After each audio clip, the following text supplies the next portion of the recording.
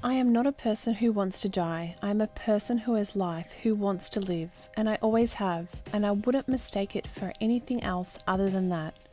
Then why did Whitney Houston leave the universe so early? Did you know Diddy has confirmed the fact that Houston was killed by her friend Clive Davis? Whitney Houston's distinctive voice and career had an enormous effect on the music industry, but all of a sudden she left, that too tragically. The singer, popularly known as The Voice, was known for her powerful voice ability, which earned her many honours both during her life and after her death. Her drug use and tumultuous personal life, however, became just as well known as her music. Houston died on February the 11th, 2012, the day before the Grammy Awards, sending waves of shock throughout the music world as well as the world. The singer drowned in a hotel room by accident. There was water found in her lungs that indicated to us that she was alive when she was submerged underwater. Los Angeles County Chief Coroner Craig Harvey said, "According to our tests, the level of cocaine was not necessarily a lethal level of cocaine, but her death was complicated by chronic cocaine use and heart disease. According to the toxicology report, cocaine and metabolites led to her death.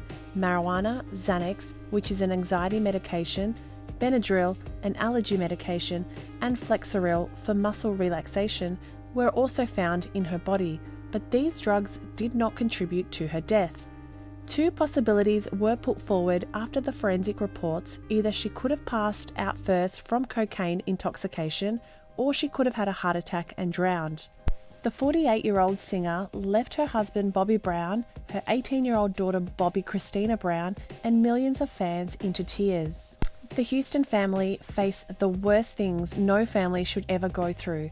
Christina Brown was discovered unresponsive in a bathtub in her home on January the 1st, 2015.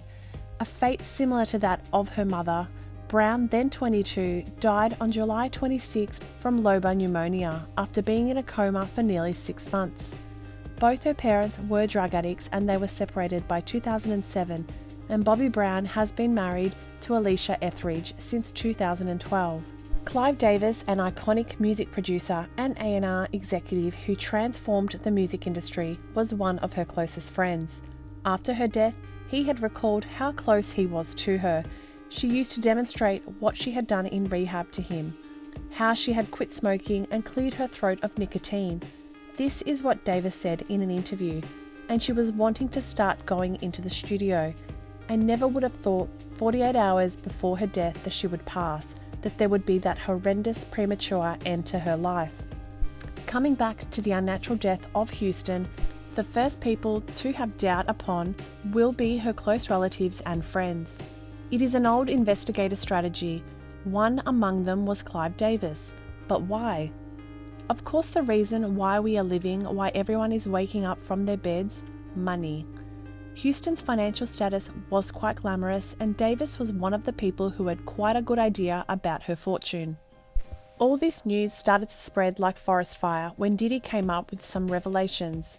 He said Clive Davis killed Whitney Houston. Is this true? How did Diddy know about this? There are many questions hovering in our head. Let us dig into this statement some more. Despite the fact that Whitney Houston died on Saturday, her mentor Clive Davis held his annual pre-Grammys party that night at the Beverly Hilton, the same hotel where Houston had died hours before. This fact is quite uneasy even to hear. Then how could a close acquaintance of Houston do this? "I thought that was complete insanity," one of Houston's friends remarked. She even implied it in a more emotional manner, and knowing Whitney, I don't think that she would have said, "The show must go on."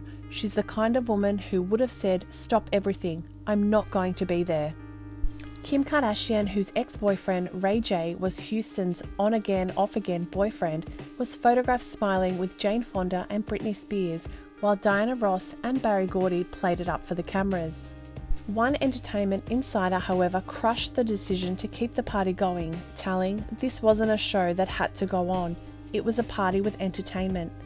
The insider was also perplexed as to why Davis, the record producer credited with discovering Houston, would not have called it quits right away. But several celebrities, including Taylor Swift, Sharon Osbourne, and Miley Cyrus, declined to attend any pre-Grammy party out of reverence for the woman regarded as one of the industry's biggest icons. But the Grammys will be next, right? You don't cancel. This was the very short reply from Davis himself. Does that sound like an enough reply? However, media relations believed the celebrities at the Grammy party should not be blamed for continuing to attend the event while the police investigation is ongoing. What do you think? Comment down below. During an interview with Houston, hosted by Diane Sawyer, she was asked why she did not attend Davis's tribute, and this was her reply. "Oh yeah, that was between him and I, we won't discuss it. This one was recorded on December the 4th, 2002. So doubts on this death were natural. Moreover, when Houston's autopsy reports came, it showed her missing teeth, scars and scratches on her body, and her face was down in the bathtub. So more than an accidental death, it more or less looked like a murder scene. There could be someone else there who fought with her, and the drugs in her room could have been a misleading factor from the killer's side. When a celebrity dies, investigations can go anywhere. Why are we focusing on Davis? Despite being a great friend of Houston, he never responded soon after her death, and the party hosted by him hours later added fuel to the fire. You might be wondering, why are we not mentioning Diddy here, even though the thumbnail says it? Well, American rapper Diddy was not in good terms with Davis. Diddy's production house had once worked for Houston's album My Love Is Your Love in 1999. The Lox, Diddy's group, were signed to Bad Boy Records but had a distribution deal with Arista Records. Clive Davis was the CEO at that time, and he didn't allow the release of the Lox's first album.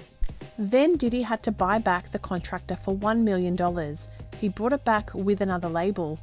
These instances created a cold war between Diddy and Davis. But if you have noticed, Diddy was present in Davis's pre-Grammy parties. He had a close connection with Kanye West. There is a reason for it. Even Kanye West used to criticize the music producer Davis.